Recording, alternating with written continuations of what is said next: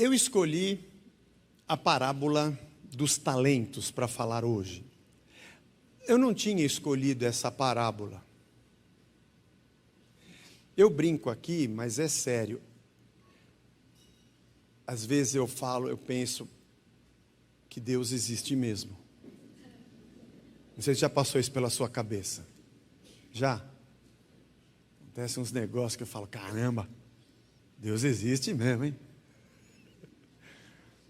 Tinha escolhido uma outra parábola.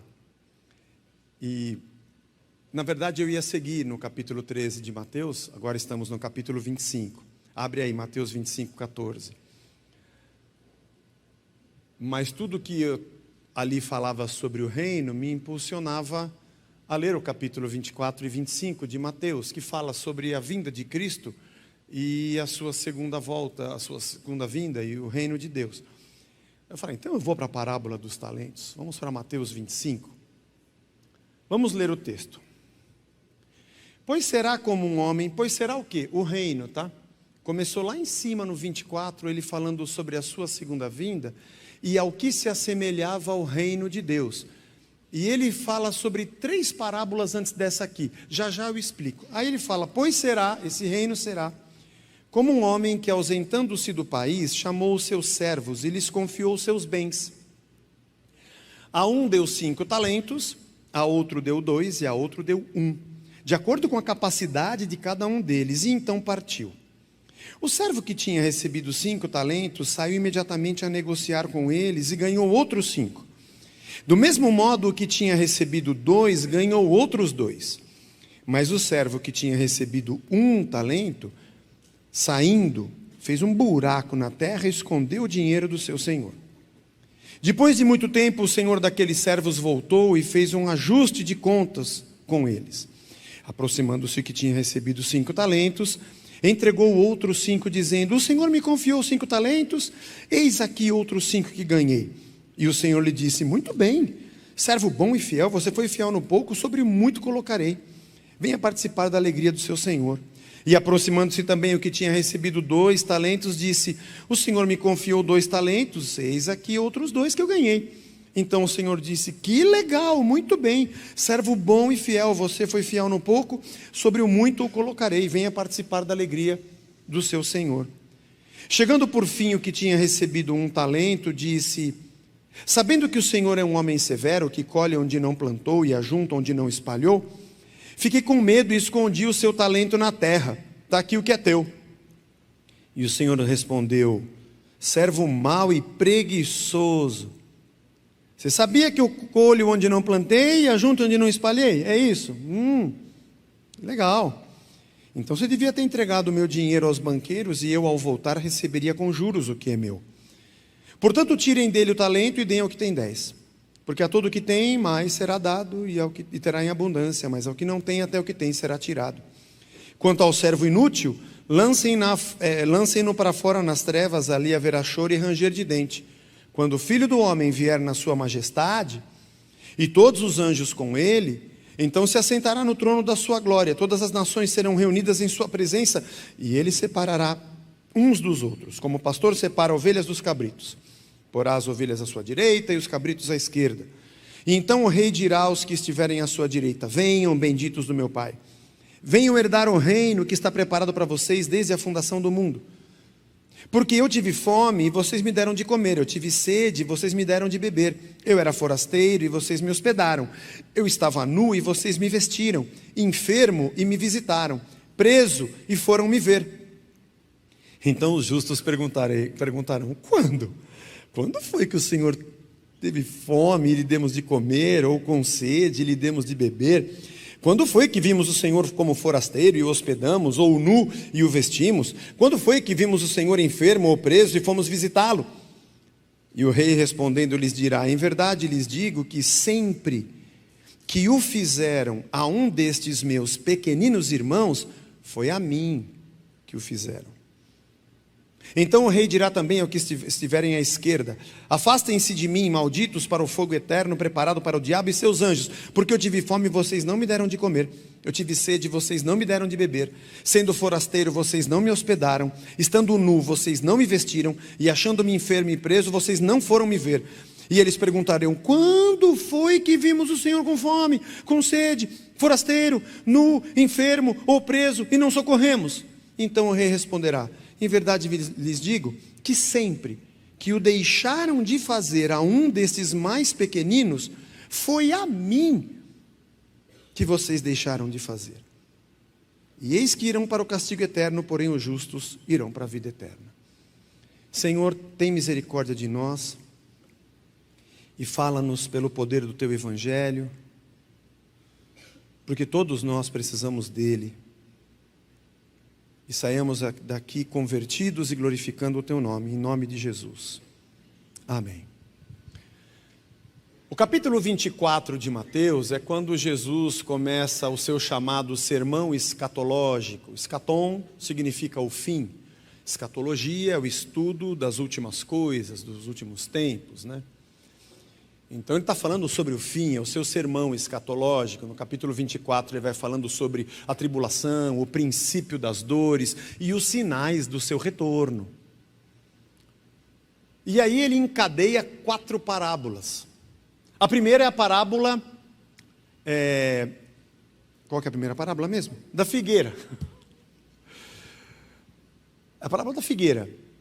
Vocês sabem discernir as épocas, os tempos, olhar para a figueira e ver a folhagem. Vocês podem não saber exatamente o dia, mas vocês sabem que se aproxima a colheita.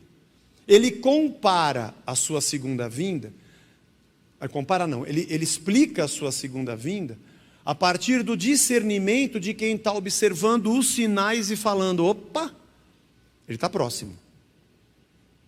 Aí ele engata uma segunda parábola, junto com a parábola da figueira, que é a do bom e do mau servo. Que o Senhor volta e encontra bons servos trabalhando na terra, e encontra maus servos de braço cruzado. Então uma parábola explica a outra. Vocês sabem que o Senhor vai voltar, vocês sabem que vocês têm uma responsabilidade, vocês estão vendo os sinais. E tem gente trabalhando pelo meu reino e gente de braço cruzado. São maus servos de braço cruzado.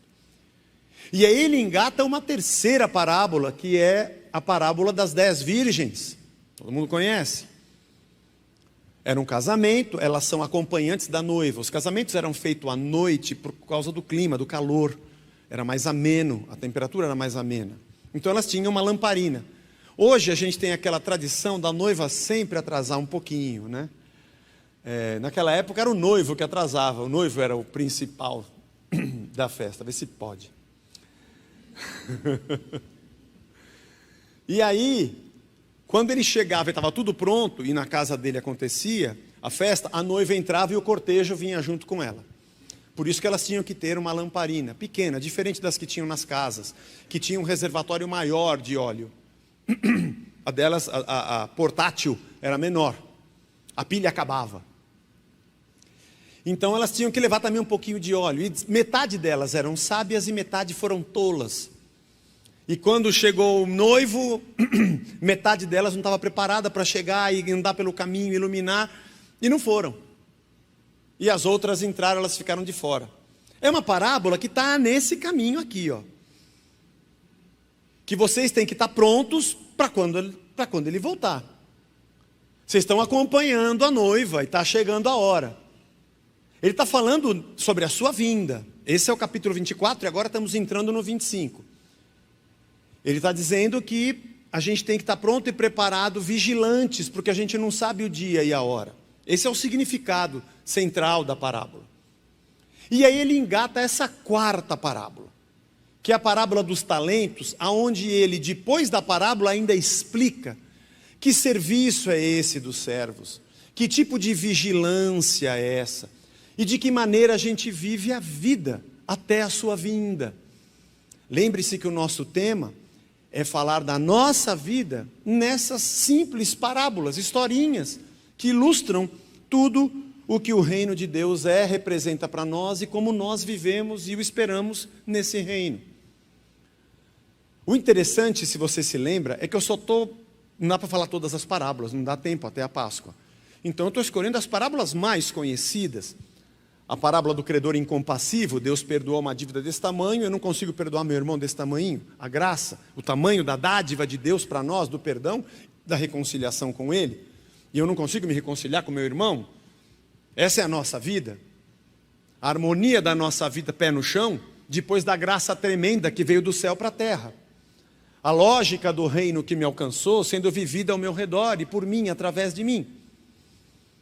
Depois nós falamos da parábola dos maus servos, também muito conhecida, que o Senhor arrenda uma terra, você se lembra? Foi o segundo domingo. E Jesus fala isso dos religiosos de Israel. Deus deu a terra para vocês, vocês amaram mais a terra do que o reino de Deus. E vocês foram matando os profetas, os mensageiros, não davam o fruto e por fim mataram o filho para se apoderar da terra. Deus vai tirar de vocês e vai dar para um outro povo. Bem simples, irmão, mas bem didático. Parábolas são histórias bem simples e nos ensinam que a nossa salvação não tem a ver com uma condição étnica, que o reino de Deus não está só no Oriente Médio, num país, é para todos. E simples, é a nossa vida expressa nas parábolas. Semana retrasada, a parábola do semeador, e que esse reino que Ele nos deu é uma semente plantada dentro de nós. Olha que parábola simples. Tem gente que rejeita, cai pelo caminho. Tem gente que tem a terra rasa, não tem profundidade, a coisa seca. Tem aqueles que são cheios de espinhos e ervas daninhas que sufocam o reino de Deus. E tem aqueles que recebem. Eu brinquei aqui, espero que seja o nosso caso. E quando recebe, essa semente explode dentro de nós e ganha corpo e mata quem nós somos e faz surgir um novo ser. O reino de Deus tem um caráter ontológico de transformação. Ele muda a nossa essência.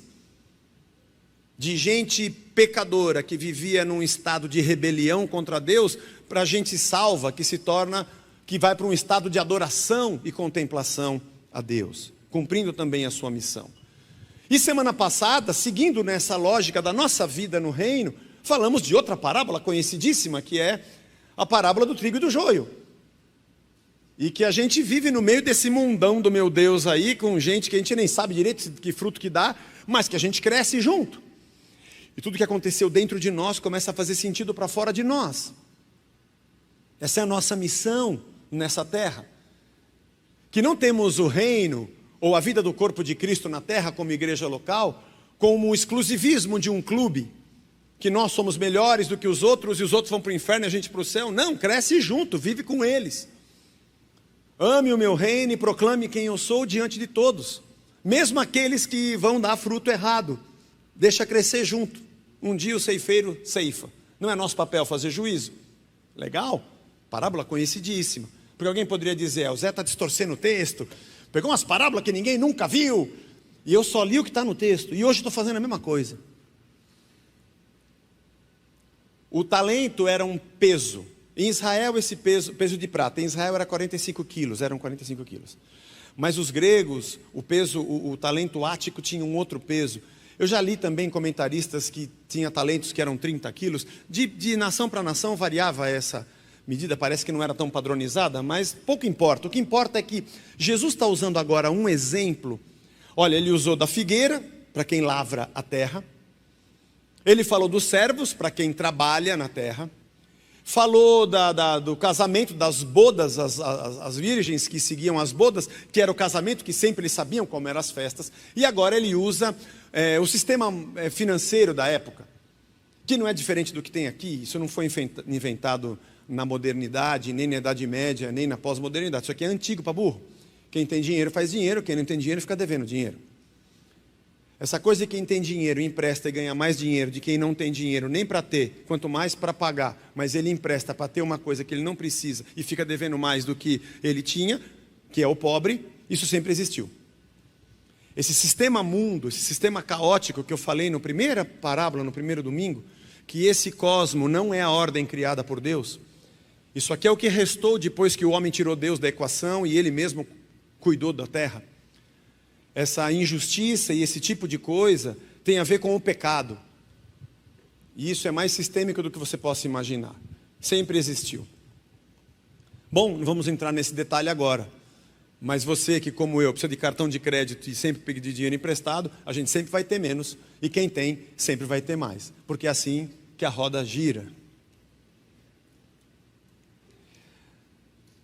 E ele usa o sistema financeiro da época para explicar que o patrão deixou uma quantidade de dinheiro para 3 funcionários, cada um deles tinha uma experiência, tinha uma capacidade, ele não pesou sobre ninguém. Para um ele deu 5, para outro ele deu 2, para outro ele deu 1, cada um tinha capacidade de fazer, e foi o que eles fizeram. Um deles disse: eu trabalhei direitinho com a riqueza que o Senhor me deu e trouxe aqui fruto. O segundo a mesma coisa, e o terceiro foi o que guardou para si. E o patrão ficou bravo com ele, porque eu te dei um valor importante e você não multiplicou, você devia ter dado para alguém que fizesse isso. E ele é repreendido pelo seu patrão. E aí a gente vai ter que entender o que Jesus está querendo dizer com isso. Ele não está falando de dinheiro. Não, não é isso que ele está falando. Essas parábolas, nós não podemos ter um foco de interpretação particular, elas estão ligadas. A parábola das 10 virgens é o Espírito Santo. Se não encher a sua lâmpada com o Espírito, se você não for batizado, você vai para o inferno. Essa é uma particular interpretação que tira a parábola do que Jesus está falando, desde o capítulo 24 até o fim do 25. Elas têm uma lógica. Ainda que eu possa imaginar que para cumprir a minha missão, estar preparado, eu preciso mesmo ser cheio do Espírito, é verdade, mas a parábola está falando sobre estarmos prontos. E como a parábola dos servos trabalhando. Que trabalho é esse, Jesus? Aí ele explica. E aqui começa o nosso problema.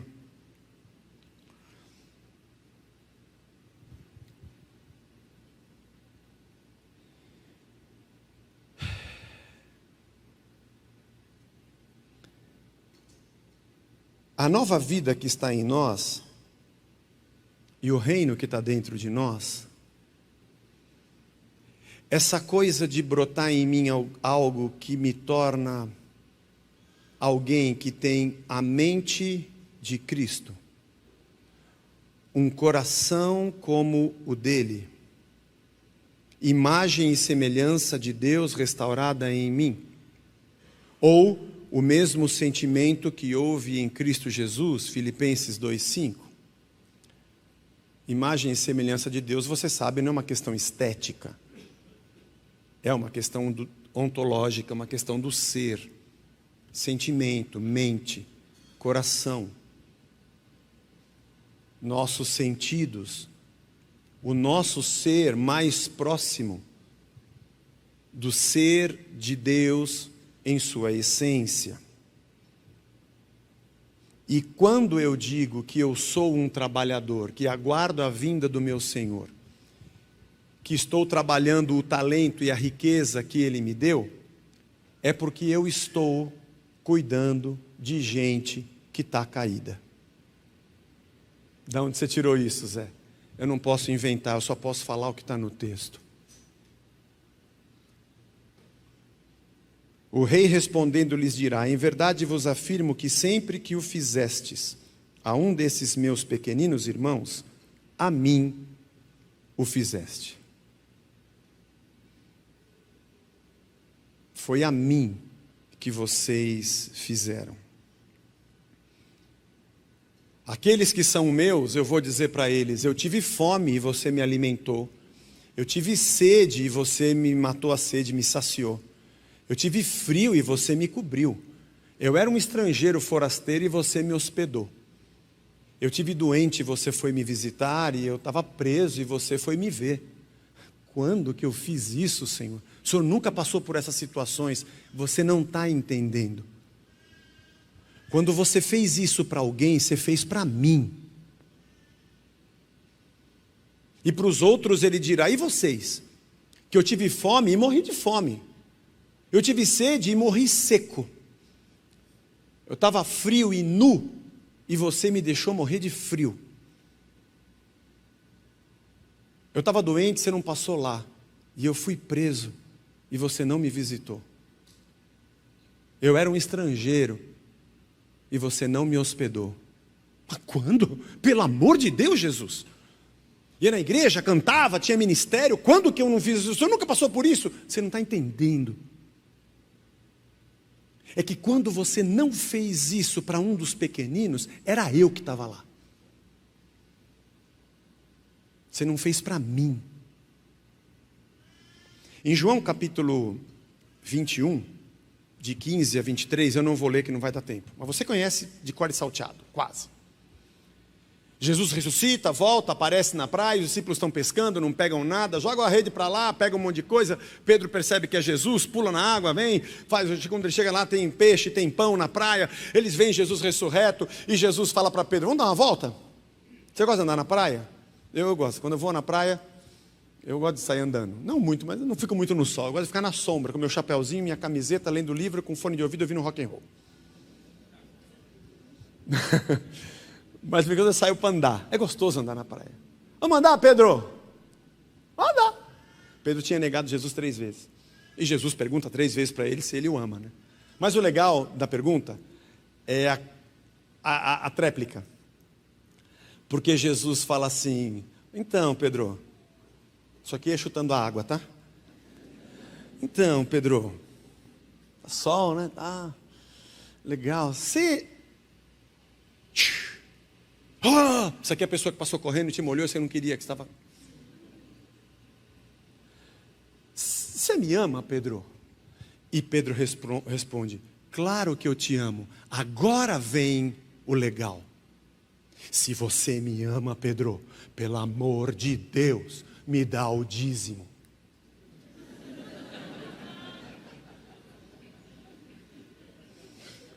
Você riu? Porque não é isso que está escrito, né?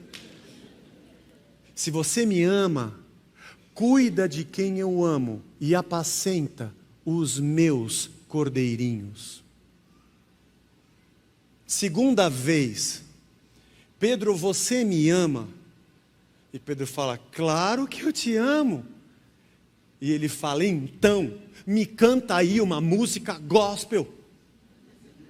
Eu não estou dizendo que você não deva contribuir com as suas ofertas, não estou dizendo isso. E nem que você não possa cantar.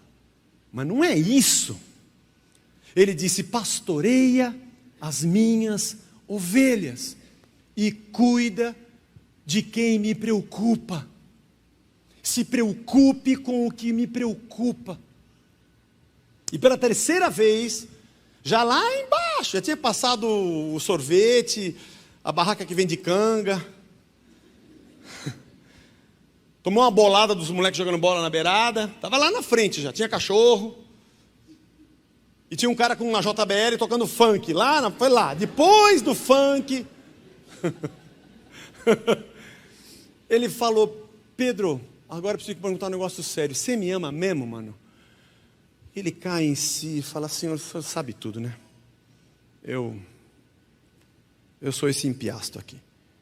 Ele fala: levanta, sacode a poeira e dá a volta por cima, mas apacenta as minhas ovelhas. Quando a gente ouve isso, a gente pensa que apacentar as ovelhas é trabalhar na igreja. Só que em João capítulo 10, versículo 16, Jesus fala assim: ainda tem outras ovelhas que não são desse aprisco. Eu não estou falando de Israel, nem estou falando da igreja, estou falando de todo mundo. E eu preciso trazer também elas ouvirão a minha voz, e então haverá um só rebanho e um só pastor.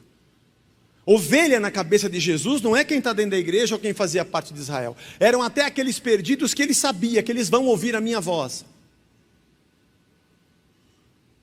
É o alvo da sua graça e da sua misericórdia. Servir a Deus é servir ao próximo. Não sou eu que estou dizendo: Deus me perdoe, eu não posso falar, eu não posso brigar com o que está escrito. E nem inventar o que não está escrito. Servir a Deus é servir o próximo. Eu acho que eu não estou dizendo que você não possa servir a Deus trabalhando na igreja. Aqui, por exemplo, hoje na celebração nós temos irmãos trabalhando, tem gente dando aula para as crianças, gente na recepção, eu estou aqui falando, o pessoal que tocou, o coral que cantou, sempre, meu Deus do céu, enche o nosso coração. O pessoal que está no apoio, no estacionamento, está tudo certo, em 1h30, mas isso não se resume a 1h30. o servir a Deus até que Ele venha, que nessas 4 parábolas, que a gente sabe que Ele vem, está com a nossa mão na massa, preparados para a sua vinda, e multiplicando o talento, significa, tem gente com fome do seu lado, tem gente com sede à sua volta, tem forasteiro sem casa, tem gente nu passando frio. É prático, né? É prático.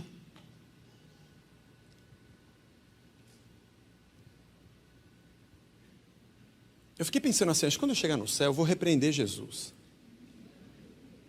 Eu não devia ter falado uma coisa dessa que estraga o nosso domingo.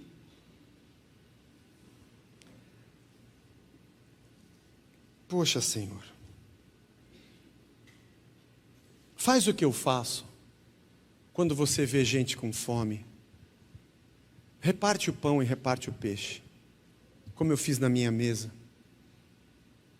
Mata a sede de quem está sedento. Cuida dos pequeninos, deles é o reino dos céus. Abre espaço na tua mesa para publicanos e pecadores. Olha o estrangeiro. Ele está perdido no mundo. Tem gente doente. Vai lá vê-lo. E tem gente presa, que pisou na bola gigante, mas ainda tem misericórdia para ele. Vai lá.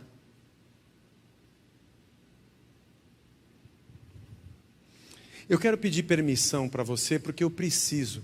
Eu não consigo falar disso sem pensar numa diatribe. O que é diatribe, Zé?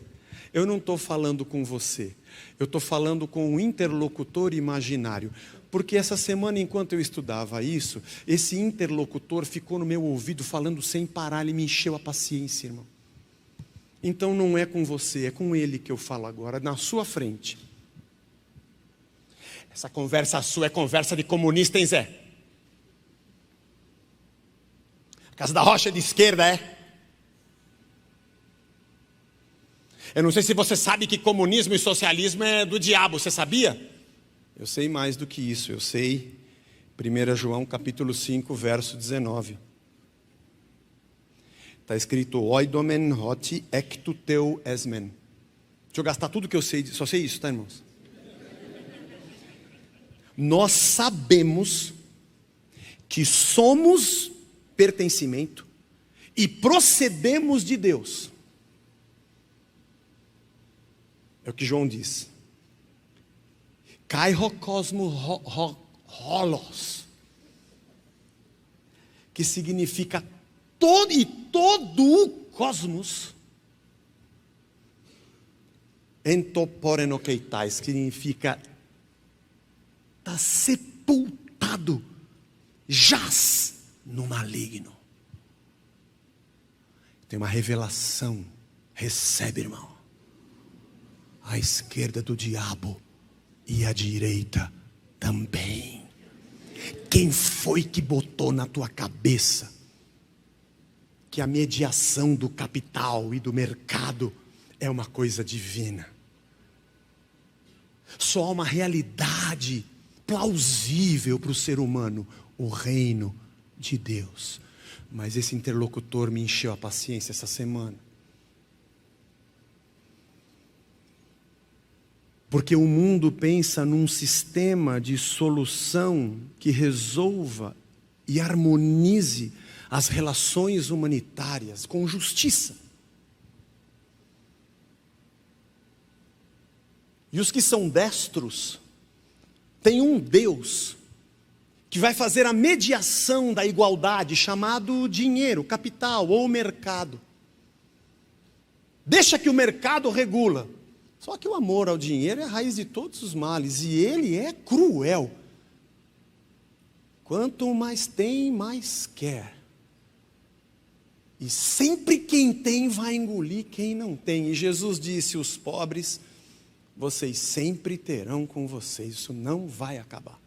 Mas os canhotos dizem que os destros estão errados. E que essa harmonia é feita com um outro Deus que vai mediar essa harmonização da humanidade, chamada Estado. O problema é que nenhum dos dois lados compreende que os operadores do sistema são homens decaídos como eu e você, cheios de maldade e pecado. A solução não é sistêmica, ela é ontológica. Ainda que em outubro, novembro, você vai ter que escolher algum deles, e eu sempre toco nessa tecla, irmão. Essa aqui é o dó central. O dó central. Não é isso. Há uma onda de ódio que ambos os lados imprimem na sociedade, porque um precisa que você odeie o outro para que ele se perpetue, e vice-versa. É mais uma das guerras prevista por Cristo, que disse que haveria pai contra filho, filho contra pai, nação contra nação, reino contra reino, tudo em nome da solução terrena. O que a gente faz agora? Olha quem foi eleito. O que você acha que vai acontecer? O mesmo quando o outro estava lá. O mundo jaz no maligno. O problema é que o reino de Deus está gritando para mim que eu não posso terceirizar a solução da vida para nenhuma dessas práticas, ainda que façam parte do chão da vida, está ok. Mas que o reino que habita em mim clama do meu âmago por mim mesmo. Porque só há uma realidade. Sabe quando você assiste uma novela, um filme? Eu gosto de assistir filme, uma série que você curte. Sabe quando a série acaba? Você fala, vai ter outra temporada. Porque parece que a gente está dentro da história. A gente chora. Não é só um filme, tipo assim, estou vendo. Não. Não. Você se sente lá dentro. Aquelas imagens e aquele cenário te captura. E essas séries que acabam rápido, e é uma temporada só. Acabou. E tem aqueles filmes que a gente adora, mas não é série, é filme. Forrest Gump eu já vi umas 50 mil vezes. Quero ficar com o Polly, cada vez que passa eu assisto. Eu sou que nem meu filho quando assistia Vida de Inseto. Eu falo as falas junto com o cara. Ele vai falar tal coisa. Você já viu esse filme 10 vezes, está passando, vou ver de novo. Porque aquele ambiente, aquela história, aquilo me transporta. E por alguns instantes eu estou fora da realidade. Eu estou fora disso daqui. Porque isso aqui, eu quero fugir disso aqui. Mas a história me sequestra e aquilo me alivia. Porém, quando a história acaba, eu volto para a realidade. Mas o reino de Deus e a palavra do reino é uma história da nossa existência, da criação até a consumação. E essa história me sequestra e captura, só que do contrário. Quando eu entro nela é que eu estou na realidade. Quando eu volto para cá, eu estou na ilusão do finito, do temporal, do que acaba, do que mingua, do que não tem valor, do que passa. E eu faço disso toda a minha vida, mas essa é a ilusão. Diferentemente dos filmes de Hollywood, que tem narrativas que te capturam para uma ilusão e depois você volta para a realidade, o reino de Deus é a nossa realidade. Isso aqui não é vida. Isso não tem a ver com ideologia política.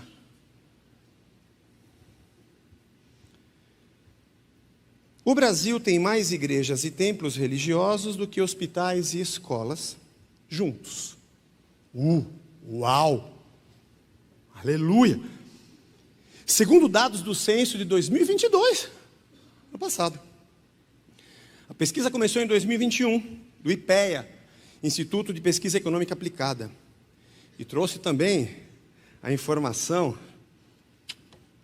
de que a cada 10 estabelecimentos religiosos com CNPJ ativo, fora os que não têm CNPJ, no país, a cada 10, 7 eram igrejas evangélicas. Incrível! Estamos ganhando. Ganhando o quê? A competição, o campeonato. O campeonato de quem é a religião que tem mais. Nós temos mais do que os católicos. Nós ganhamos agora do candomblé. Temos mais do que escola nessa terra e mais do que hospital junto. Milhares de igrejas. Bela porcaria. Isso é uma vergonha. Isso aqui é uma vergonha. Ter tanta porta aberta em nome do reino. E o nosso país é miserável. Porque os milhões que adentram as portas dos grandes templos são egoístas que recebem do tesouro para si e enterram.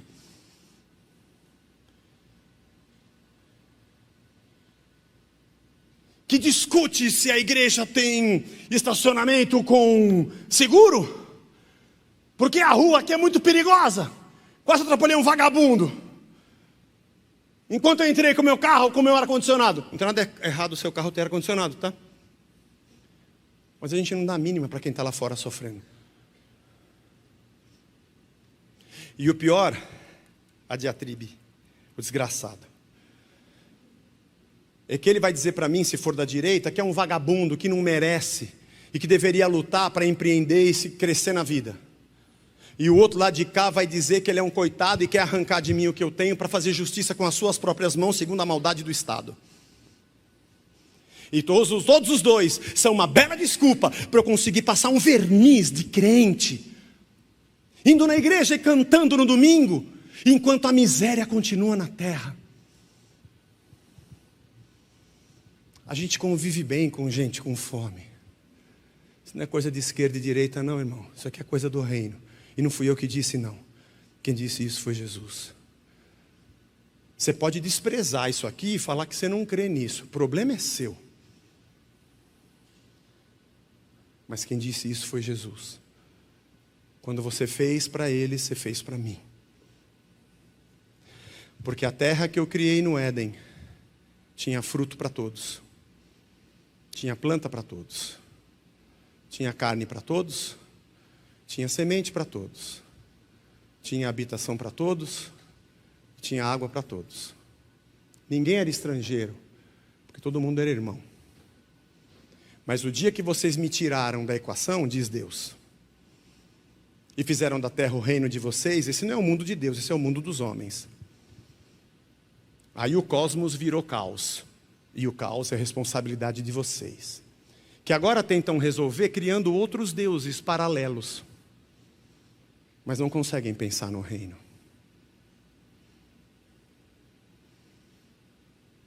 Eu não sou uma pessoa feliz.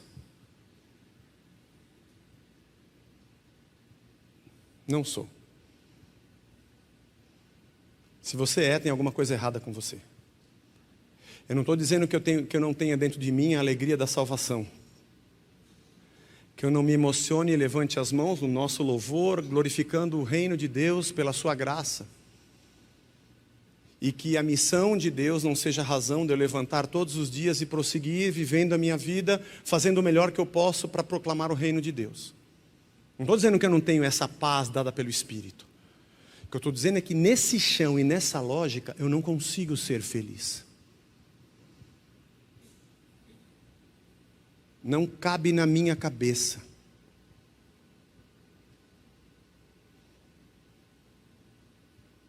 Sábado passado eu e a Blanche fomos comer com nossos filhos, nossa norinha e nossos compadres que são aqui da igreja, os pais da nossa nora. Batemos papo no restaurante. Quando a gente saiu para ir embora, tinha um rapaz que devia ter uns 17, 18 anos vendendo bala. Aquilo estragou. Domingo eu vim para cá triste. Não sei se você percebeu. É que eu sempre fico meio exaltado, você não percebe muito, mas é. Faz tempo que eu não tomo remédio. Então, eu falei, eu comprei bala dele, comprei alguns pacotes e falei, não precisa me dá um só. O resto você pode vender que você ganha o dobro. Eu sei o que você está falando. Eu sei. Wilson! Eu sei o que você está falando. Você está falando que a culpa dele está assim é dos caras da esquerda que fica alimentando vagabundo, não é?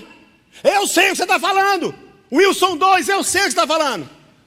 Que a culpa são dos caras que são como é que chama?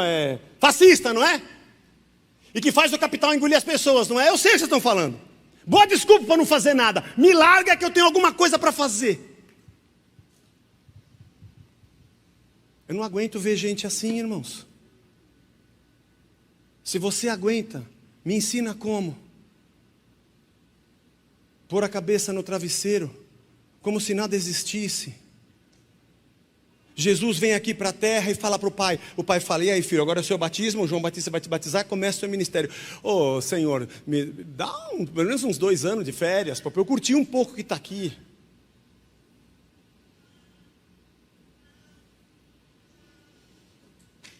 Não dá, diz o texto que quando ele, em alguns textos, os evangelistas usam o verbo esplagizomai, que é quando Jesus se compadece do âmago, das suas entranhas. Um deles é quando ele vê entrando em Naim, uma viúva que já perdeu o marido, sepultando o seu único filho. E aquilo mexe com Jesus, que ele falou, não é possível, ela perdeu tudo. Acho que ele fala assim, pai, estou aqui, ministérios 12, escolhi. Meu, isso aqui não dá, pai. Isso aqui é morte eterna. Isso aqui é dor, injustiça. Para, que isso não é papo de esquerda e direita, cala a boca. Isso é reino de Deus, pelo amor de Deus. Isso é reino dos céus. É o amor e a graça expressa no cosmos, em toda a nossa harmonia que deveria existir, e não existe. E nós temos mais igreja do que escola e hospital. Que porcaria, que vergonha. Mas todo mundo que entra nas igrejas está preocupado em fazer uma campanha para dar um dinheiro e receber mais dinheiro num sistema financeiro do céu. Para realizar os seus desejos, trazer os seus planos e cantar um louvor aonde tem vitória, porque eu canto para receber vitória, não porque eu amo a Deus. Tudo é negócio, tudo é troca e barganha. E a gente entra e sai do prédio com gente morrendo do nosso lado e a gente não sente nada. A gente merece arder no fogo do inferno. Fica tranquilo que os banguelos não vai, porque haverá ranger de dentes. Aleluia! Você está salvo pela boca.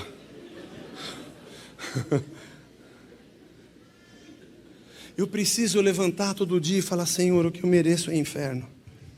Se eu tivesse que merecer alguma coisa, era o inferno. A gente tem uma boa desculpa quando a gente vê uma criança com fome.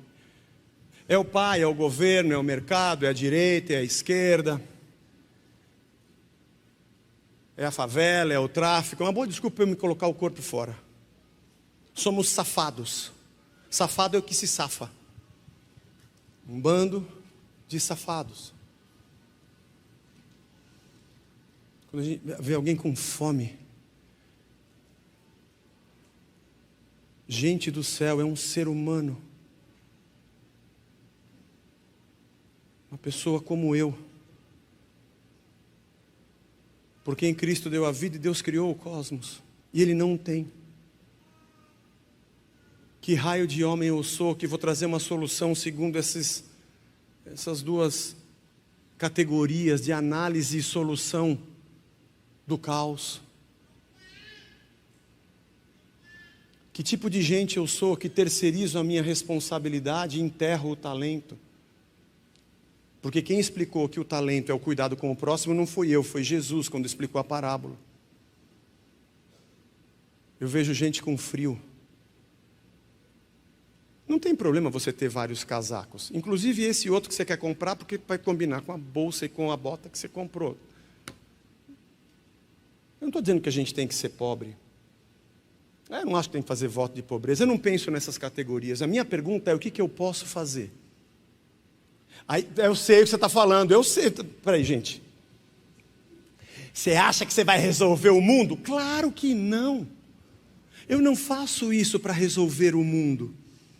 Jesus Deixa eu voltar aqui no texto, que estou tão emocionado, que eu até perdi aqui o fio da meada. Eu não faço isso para resolver o mundo. O mundo não tem solução. O necessitado do meu lado expõe para o mundo quem eu sou. O necessitado do meu lado grita para o mundo o Deus que me possui ou não.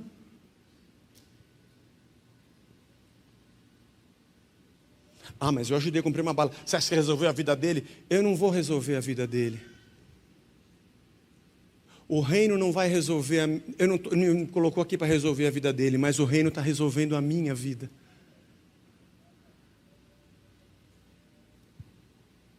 Eu não sei o que será, o que eu sei é que Deus mandou eu semear. E semear não é só sair pregando e cruzando os braços.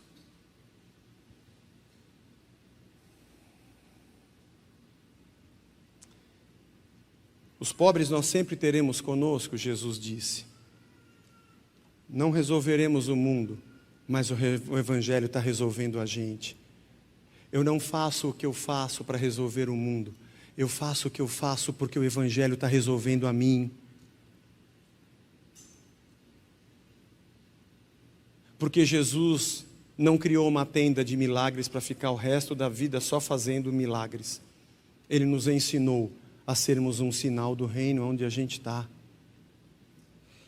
Para de fugir com desculpas. Mas tudo que eu estou falando para você, eu falo aqui com muito sofrimento, irmãos. Sabe, agora eu acabei a pregação. Nós temos... Que dia é hoje? Dia 23 nós vamos completar 14 anos de Casa da Rocha.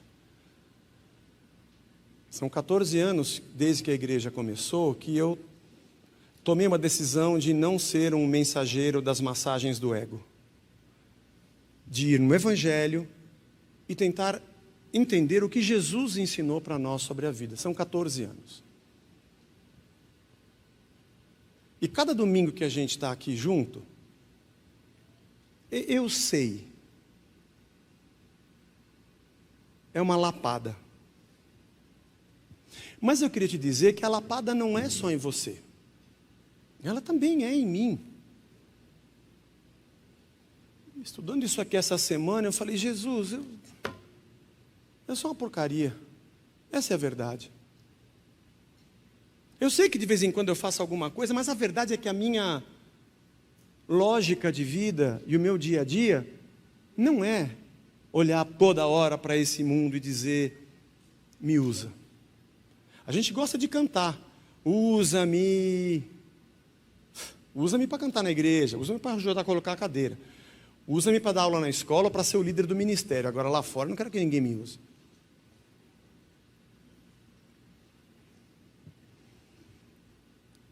E eu queria te fazer uma proposta hoje. A gente pode mudar a Casa da Rocha.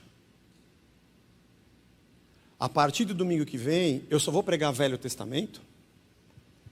Eu só vou falar de personagens que a gente tem que imitar para ter vitória contra o exército inimigo. E na vitória você coloca o nome do que você quiser. O dinheiro que você precisa, o carro, o trabalho, a doença que você quer ser curado, a empresa que você está abrindo. E o inimigo você coloca o nome que você quiser. Coloca o teu gerente, coloca a tua sogra, o teu sogro, o teu vizinho que você não gosta, sabe? Aquela pessoa da família que você não aguenta mais. Eu falo que você vai ter vitória, eu nem quero saber da sua história, se é justa ou não, você toma posse e vai lá e arrebenta quem você tiver que arrebentar. A gente faz campanha, você traz bastante dinheiro para a igreja. Aliás, irmão, olha, a gente já estava com o ar, morrendo de calor aqui. Já tinha comprado ar-condicionado, esse chão todo cimentado, já tinha mudado e as cadeiras estavam tudo acolchoadas. Esse negócio de não pedir dízimo não dá certo. Ou a gente continua na lapada.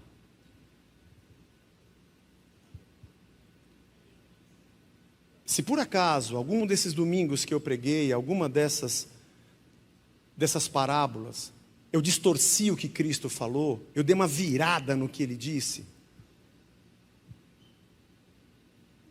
eu não quero mais estar aqui.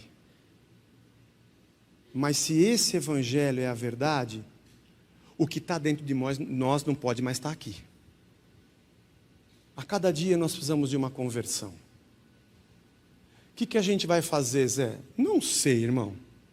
Eu não estou aqui para dar soluções, estou só aqui para fazer perguntas. O que eu sei é que de alguma forma, essa chave precisa virar na minha cabeça. E eu entender que existe um reino em mim e um mundo ao meu redor. E que a razão de eu estar aqui é porque eu preciso ser luz e sal. Eu não vou resolver o mundo. E não vou criar um projeto para solucionar o bairro do Ipiranga. Não vou fazer isso, não vou conseguir. Mas a gente não faz só porque precisa. A gente faz porque nós somos novas criaturas. Eu sinto que nesse chão da vida, a igreja está enxugando o gelo. Mas no bom sentido. Tem salvação e transformação. Mas o mundo já está escrito para onde ele vai. A gente não vai evitar isso. Mas enquanto a gente anuncia com o amor de Cristo, as ovelhas de qualquer aprisco que são do pastor vão ouvir a voz dele e vão segui-lo. Quem vai ser ceifado, recolhido, queimado ou não, isso é papel do ceifeiro.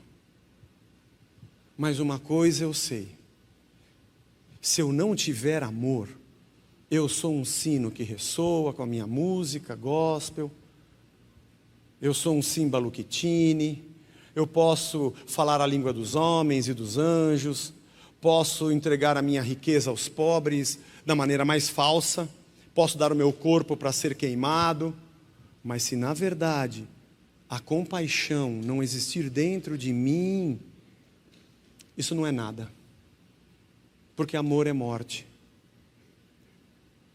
Amor é morte. Se a gente vai resolver o mundo, eu acho que não. Só sei que Ele nos colocou aqui para repartir e disse que muito pode a oração do justo. O que eu tenho tentado fazer cada vez que eu vejo uma injustiça é tentar fazer o que eu posso. Junto com isso, anunciar o reino de Deus e a nova vida. E depois orar e falar: Senhor, tem misericórdia dessa terra e dessa gente. Vocês que fazem parte dessa massa, que passa nos projetos do futuro. Eu sei que é duro ter que caminhar e dar muito mais do que receber. E ter que demonstrar sua coragem à margem do que possa parecer. E ver que toda essa engrenagem já sente a ferrugem lhe comer. Ei, vida de gado, povo marcado, povo feliz. Seria cômico se não fosse trágico. Mas essa é uma grande profecia. Quem tem ouvidos para ouvir, ouça. Deus tenha misericórdia de nós e que a gente possa sair daqui um pouco melhor para cumprir a missão que Ele nos designou.